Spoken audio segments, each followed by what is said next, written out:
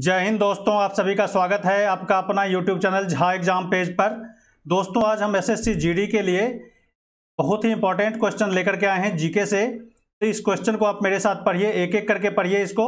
बहुत ही इंपॉर्टेंट, बार बार परीक्षा में पूछा गया है, तो इसको आप जरूर देखें और इसको ज़्यादा से ज़्यादा इस वीडियो को शेयर कीजिए आप अपने लेवल पर, अपने दोस्तों को बताइए। और अभी तक यदि आपने इस चैनल को सब्सक्राइब नहीं किया है तो ज़रूर इस चैनल को सब्सक्राइब कर दीजिए और बेल आइकन को जरूर दबाइए ताकि समय पर आपको नोटिफिकेशन मिल जाए। तो हम समय समय पर नोटिफिकेशन देते रहते हैं, एग्ज़ाम के बारे में बताते रहते हैं, तो आपको वो पहुंच जाएगा बड़ी आसानी से। तो ज़रूर आप उसको सब्सक्राइब करें। तो हम लेते हैं पहला क्वेश्चन और देखते हैं। पहला क्वेश्चन कहता है इसमें कि नेशनल स्कूल ऑफ ड्रामा निम्नलिखित में से किस शहर में स्थित है। नेशनल स्कूल ऑफ ड्रामा, पहला है मुंबई, दूसरा है नई दिल्ली, तीसरा है भोपाल, चौथा है कोलकाता।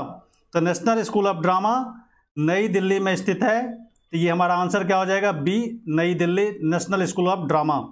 तो आप कहाँ पर लगाएंगे चिन्ह, इसमें बी पर लगाएंगे। अगला क्वेश्चन है पर्यावरण का रक्षा कवच किसे कहा जाता है। पर्यावरण का रक्षा कवच किसे कहा जाता है। पहला है क्षोभ मंडल, दूसरा है मध्य मंडल, तीसरा है ओजोन परत, चौथा है आयन मंडल। तो ओजोन परत जो है वो रक्षा कवच है हमारा पर्यावरण का। सूर्य से आने वाले सारे अल्ट्रावायलेट रे को ये क्या करता है, फिल्टर कर देता है। तो ये ओजोन परत हमारे पर्यावरण का सुरक्षा कवच है। तो आप यहाँ पर आंसर लगाएंगे ओजोन परत, तो हमारा आंसर क्या हो जाएगा, सी हो जाएगा। अगला क्वेश्चन है कि भारत में किस क्षेत्र में ज्वारीय ऊर्जा उत्पादन की संभावना अधिक है। ज्वारीय ऊर्जा के बारे में पूछा जा रहा है कि ज्वारीय ऊर्जा की संभावना किस क्षेत्र में ज़्यादा है। तो पहला है कच्छ की खाड़ी, दूसरा है खंभात की खाड़ी, तीसरा है सुंदरबन, चौथा है अंडमान निकोबार। तो इसमें खंभात की खाड़ी ये ज्वारीय ऊर्जा के लिए बहुत ही संभावना है। यहाँ पर आने वाले समय में यहाँ पर ज्वारीय ऊर्जा का उत्पादन होने की बहुत ज़्यादा संभावना है। तो यहाँ पर आंसर हम खंभात की खाड़ी देंगे। बच्चे कंफ्यूज हो जाते हैं कच्छ की खाड़ी और खंभात की खाड़ी, ये खंभात की खाड़ी आप यहाँ पर आंसर लगाना। अगला क्वेश्चन है भारत में उपराष्ट्रपति पद पर 2 बार कौन रहा है। भारत में कौन 2 बार उपराष्ट्रपति पद पर रहे हैं। पहला है डॉक्टर एस राधाकृष्णन, दूसरा है श्री आर वेंकटरमन, तीसरा डॉक्टर शंकर दयाल शर्मा, चौथा श्री बीबी गिरी।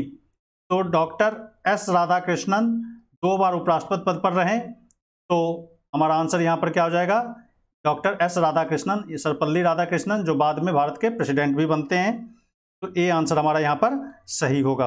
अगला क्वेश्चन है रेशम कीट की किस अवस्था में रेशम प्राप्त होता है। रेशम कीट के किस अवस्था में हमें रेशम प्राप्त होता है, ये पूछा हुआ क्वेश्चन है। पहला है वयस्क, दूसरा है अंडा, तीसरा है कोकून, चौथा है कैटरपिलर। तो किस अवस्था में, रेशम कीट के कई अवस्था से गुजरना होता है। तो कोकून की अवस्था में वो क्या करता है, रेशम हमें प्राप्त देता है, रेशम हमें प्राप्त होता है कोकून की अवस्था में। तो कोकून हमारा यहाँ पर क्या होगा, आंसर होगा। अगला क्वेश्चन है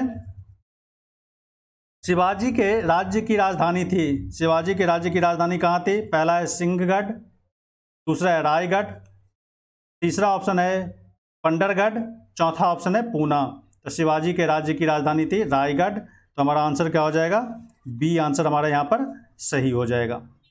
अगला क्वेश्चन है अकबर के दरबार में सबसे प्रसिद्ध संगीतकार तानसेन का मूल नाम क्या था। तानसेन का ओरिजिनल नाम क्या था। तो पहला ऑप्शन है लाल कुलबंत, दूसरा है बंदा बहादुर, तीसरा है रामतनु पांडे, चौथा है मार्कंडेय पांडे। ये पांडे है। तो तानसेन का जो मूल नाम था, असली नाम था, वो था रामतनु पांडे। सी आंसर हमारा यहाँ पर सही होगा। तो ये आंसर हमारा सही है। अगला क्वेश्चन है भारत के नियंत्रक और महालेखा परीक्षक की रिपोर्ट की समीक्षा करने वाली संसदीय समिति है। नियंत्रक यानी कैग की जो रिपोर्ट है उसकी समीक्षा संसद की कौन सी संसदीय समिति करती है। पहला है आकलन समिति, दूसरा है प्रवर समिति, तीसरा है लोक लेखा समिति, चौथा है उपरोक्त में से कोई नहीं। तो नियंत्रक और महालेखा परीक्षक का जो रिपोर्ट है उसकी समीक्षा कौन करता है, लोक लेखा समिति। तो हमारा आंसर क्या हो जाएगा, सी आंसर हमारा यहाँ पर सही होगा। तो सी के साथ यहाँ हम लोग चलेंगे। अगला क्वेश्चन है भारत में गेहूं का सर्वाधिक उत्पादन निम्न में से किस राज्य द्वारा किया जाता है? गेहूं का सर्वाधिक उत्पादन याद रखना है। तो ऑप्शन दिया हुआ है पंजाब, महाराष्ट्र, उत्तर प्रदेश, बिहार। तो गेहूं का सर्वाधिक उत्पादन उत्तर प्रदेश में होता है, सबसे ज़्यादा उत्तर प्रदेश में। तो सी आंसर हमारा यहाँ पर सही होगा। यदि पर हेक्टेयर की बात किया जाए तो पंजाब आता है, तो यहाँ पर कंफ्यूज नहीं होना है। सबसे ज़्यादा गेहूं का सर्वाधिक उत्पादन जो होता है उत्तर प्रदेश में। तो सी आंसर हमारा यहाँ पर सही होगा। अगला क्वेश्चन है, गाय के दूध का रंग किसकी मौजूदगी के कारण थोड़ा पीला होता है? ये भी बहुत फेमस क्वेश्चन बार बार पूछा गया है। गाय के दूध का रंग किसकी मौजूदगी के कारण थोड़ा पीला होता है? पहला ऑप्शन है जेथोफिल, दूसरा है राइबोफ्लेविन, तीसरा है राइब्यूलोस, चौथा है कैरोटीन। तो गाय के दूध के रंग का पीलापन होना कैरोटीन की वजह से होता है। तो डी आंसर हमारा यहाँ पर सही होगा। अगला क्वेश्चन है, नरौरा परमाणु शक्ति केंद्र किस राज्य में अवस्थित है? नरौरा परमाणु शक्ति केंद्र, तो ये परमाणु रिएक्टर की बात की जा रही है। पहला है महाराष्ट्र, दूसरा है तमिलनाडु, तीसरा उत्तर प्रदेश, चौथा ऑप्शन हमारा यहाँ पर राजस्थान है। याद रखना, नरौरा परमाणु शक्ति केंद्र कहाँ पर है? उत्तर प्रदेश में। तो सी आंसर हमारा यहाँ पर सही होगा। अगला क्वेश्चन, देश का पहला खादी मॉल किस राज्य में स्थापित किया जाएगा? बहुत ही फेमस क्वेश्चन ये। पहला खादी मॉल जहाँ पर खादी के सामान मिलेंगे आपको, वो कौन कौन से राज्य में स्थापित किया जाएगा? तो पहला है झारखंड, दूसरा है बिहार, तीसरा छत्तीसगढ़ और चौथा डी ऑप्शन आपको महाराष्ट्र दिया गया है यहाँ पर। तो खादी मॉल झारखंड में स्थापित किया जाएगा। तो ए आंसर यहाँ पर सही होगा। अगला क्वेश्चन है, कौन सा खनिज एल्युमिनियम का अयस्क है? एल्युमिनियम किस खनिज अयस्क से निकाला जाता है? हीमेटाइट, बॉक्साइट, मैग्नेटाइट और सिडेराइट। एल्युमिनियम बॉक्साइट से निकाला जाता है। तो हमारा आंसर क्या हो जाएगा? बी आंसर यहाँ पर सही होगा। बॉक्साइट अयस्क से एल्युमिनियम निकाला जाता है। तो बी आंसर यहाँ पर हमारा सही होगा। अगला क्वेश्चन है, शब्द अहस्तक्षेप अर्थव्यवस्था में किस रूप में, अर्थव्यवस्था के किस रूप में के साथ संबंधित है? हस्तक्षेप अर्थव्यवस्था के किस रूप के साथ संबंधित है? तो पहला है पूंजीवादी अर्थव्यवस्था, दूसरा है समाजवादी अर्थव्यवस्था, तीसरा है मिश्रित अर्थव्यवस्था, चौथा है निर्देशित अर्थव्यवस्था।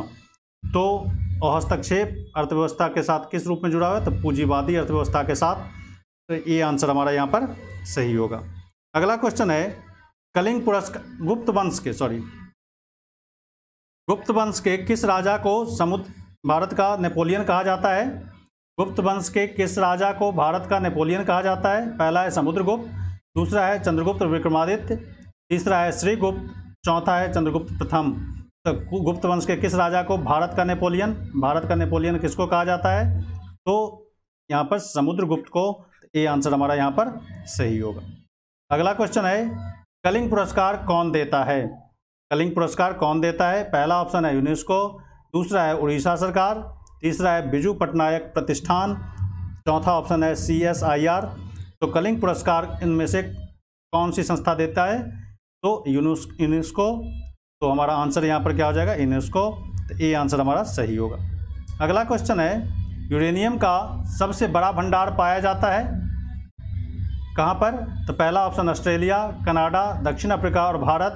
तो यूरेनियम का सबसे बड़ा भंडार ऑस्ट्रेलिया में है। तो याद रखना ऑस्ट्रेलिया। वैसे कनाडा में भी यूरेनियम पाया जाता है, कजाकिस्तान में भी। तो आप यहाँ पर ऑस्ट्रेलिया ऑप्शन लगाना सही होगा। यूरेनियम का सबसे बड़ा भंडार कहाँ पर है? ऑस्ट्रेलिया में। ये आपका सही आंसर होगा। अगला क्वेश्चन है, वैदिक साहित्य में सभा और समिति किस देवता की दो पुत्रियां कहा जाता है? सभा और समिति, पहला ऑप्शन है वरुण, दूसरा है अग्नि, तीसरा है इंद्र और प्रजापति, चौथा ऑप्शन प्रजापति। वैदिक साहित्य में सभा और समिति ये किसकी दो पुत्रियां हैं? किन देवता की? तो ये प्रजापति की। तो हमारा आंसर यहाँ पर क्या हो जाएगा? डी आंसर हमारा सही होगा। अगला क्वेश्चन है, एलिफेंटा के प्रसिद्ध शैल काटकर बनाए गए मंदिरों का श्रेय दिया जाता है कौन से राजवंश के समय में? एलिफेंटा का प्रसिद्ध मंदिर बनाया गया था शैल को काट करके, एलिफेंटा का। तो पहला ऑप्शन है चालुक्यों का, दूसरा है चोलों का, तीसरा है पल्लवों का, चौथा ऑप्शन है राष्ट्रकूटों का?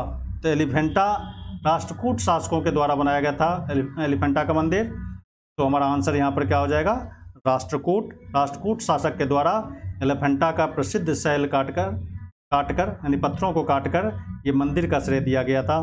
तो ये राष्ट्रकूट शासक यहाँ पर हमारा आंसर होगा। अगला है, मानव रक्त का रंग लाल किसके कारण होता है? ह्यूमन बॉडी का जो ब्लड है वो लाल होता है किसकी वजह से? पहला है मायोग्लोबिन, दूसरा है हीमोग्लोबिन, तीसरा है इंसुलिन, चौथा है हेप्टोग्लोबिन। तो मानव रक्त का लाल रंग हीमोग्लोबिन की वजह से होता है। तो बी आंसर हमारा यहाँ पर सही होगा। अगला क्वेश्चन है, हमारे शरीर को ऊर्जा निम्न में से कौन देता है? ऊर्जा किसकी वजह से मिलता है? पहला है विटामिन, दूसरा है जल, तीसरा है कार्बोहाइड्रेट, चौथा है प्रोटीन। तो हमारे शरीर को ऊर्जा किसकी वजह से मिलता है? कार्बोहाइड्रेट की वजह से, जो हम बाहर से लेते हैं। तो सी आंसर हमारा यहाँ पर सही होगा। अगला है, चंद्रगुप्त द्वितीय और किस नाम से जाने जाते थे? चंद्रगुप्त द्वितीय को किस नाम से जाना जाता था? पहला है समुद्रगुप्त, दूसरा है स्कंदगुप्त, तीसरा है विक्रमादित्य, चौथा है राणागुप्त। तो चंद्रगुप्त द्वितीय को विक्रमादित्य के नाम से भी जाना जाता है। तो सी आंसर हमारा यहाँ पर सही होगा। अगला क्वेश्चन, कुचिपुड़ी कहाँ का नृत्य है? कुचिपुड़ी किस प्रदेश का नृत्य है? पहला है उत्तर प्रदेश, दूसरा है आंध्र प्रदेश, तीसरा है मध्य प्रदेश, चौथा है तमिलनाडु। तो कुचिपुड़ी कहाँ का नृत्य है बताएं आप? तो ये है आंध्र प्रदेश का। तो बी आंसर आपका सही होगा। नेक्स्ट क्वेश्चन है, संयुक्त राष्ट्र संघ के महासचिव की नियुक्ति किसके द्वारा की जाती है?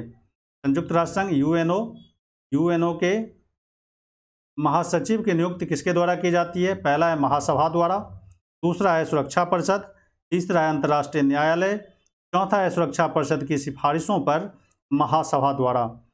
तो इसमें महासभा भी अलग से आंसर ऑप्शन है, दूसरा है सुरक्षा परिषद, अंतर्राष्ट्रीय न्यायालय ये तो होगा नहीं। अब इन दोनों में सुरक्षा परिषद की सिफारिश पर महासभा द्वारा संयुक्त राष्ट्र संघ के महासचिव की नियुक्ति की जाती है। तो हमारा आंसर क्या होगा? सुरक्षा परिषद के सिफारिश पर महासभा द्वारा क्या किया जाता है? महासचिव की नियुक्ति की जाती है। तो डी आंसर हमारा सही होगा। अगला क्वेश्चन है, काकोरी षड्यंत्र केस में किसे फांसी की सजा दी गई थी? ये चार ऑप्शन दिए गए हैं। काकोरी षड्यंत्र केस याद रखना है आपको। तो पहला है राम प्रसाद बिस्मिल, दूसरा है सचिंद्र बख्शी, तीसरा है भगत सिंह, चौथा है चंद्रशेखर आज़ाद। तो राम प्रसाद बिस्मिल को काकोरी षड्यंत्र में सजा दी गई थी। तो ये आंसर आपका सही होगा यहाँ पर। अगला क्वेश्चन है, विसरण का संबंध किससे है? विसरण का संबंध डिफ्यूजन प्रोसेस आपने पढ़ा होगा। तो डिफ्यूजन प्रोसेस किससे संबंध रखता है? तो पहला है गैस, दूसरा है द्रव, तीसरा है ठोस और चौथा है इनमें से कोई नहीं। तो विसरण का संबंध गैस से है। तो ये आंसर हमारा यहाँ पर सही होगा। अगला क्वेश्चन है, सबसे कम अवधि 5 दिन तक केंद्रीय मंत्री बने रहने का रिकॉर्ड किसके नाम है? पहला है बलदेव सिंह, फिर है HR खन्ना, दूसरा है HR भारद्वाज, चौथा है तस्लीमुद्दीन। तो सबसे कम समय तक सिर्फ 5 दिन तक के लिए केंद्रीय मंत्री बने रहने का रिकॉर्ड किसके नाम है? तो ये HR खन्ना के नाम यानी हंसराज खन्ना, इनका नाम था हंसराज